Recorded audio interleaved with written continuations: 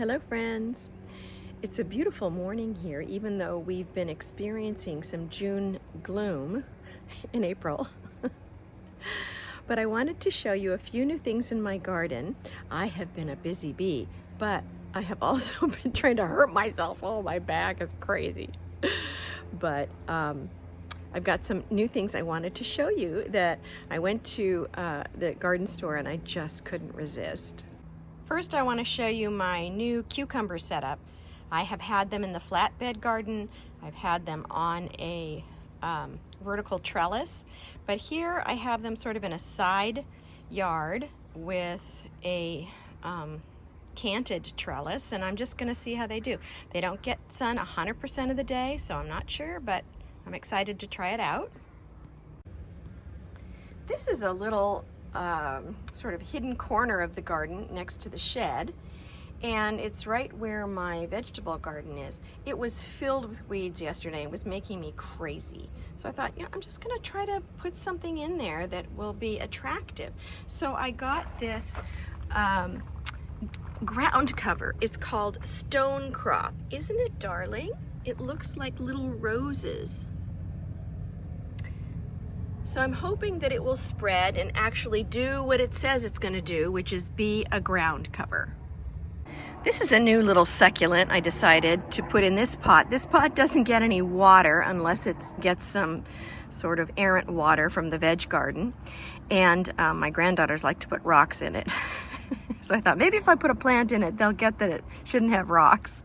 This is called Hen and Chicks because you can see the little chicks there. Hopefully it'll grow and fill out the pot. This is my corn experiment. This is a little piece of ground that is in the back of the pool area. So, it's not really part of the garden. It used to be filled with irises, but they were overgrown. I took them out, but you can see some of them are still blooming. Anyway, so I decided I'll just try some corn for the season. It gets a lot of very, very bright summer sun. And I like the way it looks, even if it doesn't produce any corn. Here's a little corner that I just refurbished.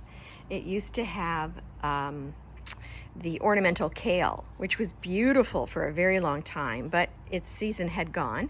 And so yesterday I got some petunias and some marigolds. Those are Inca orange marigolds and just plain pink and purple petunias.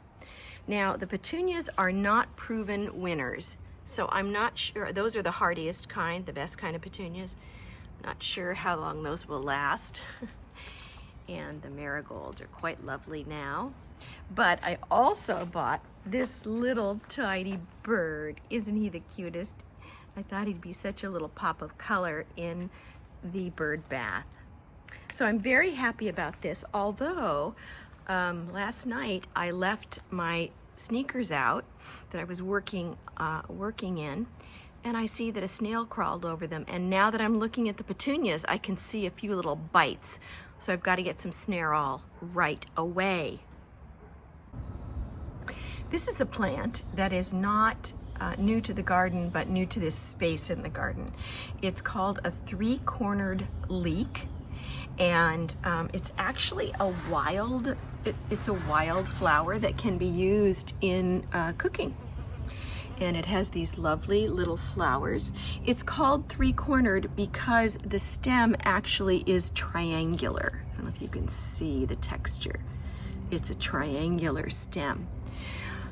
The reason I love this plant is because my mom left it here, and it was growing against the other fence wildly. And when we redid the fence, they took it out and threw it out, but somehow it survived over in this little corner, and I'm so glad it did. This euphorbia is new to my garden this year, and I know I showed it previously this week, but I wanted to just show it to you up close. Can you see? It's like a little fairy petals.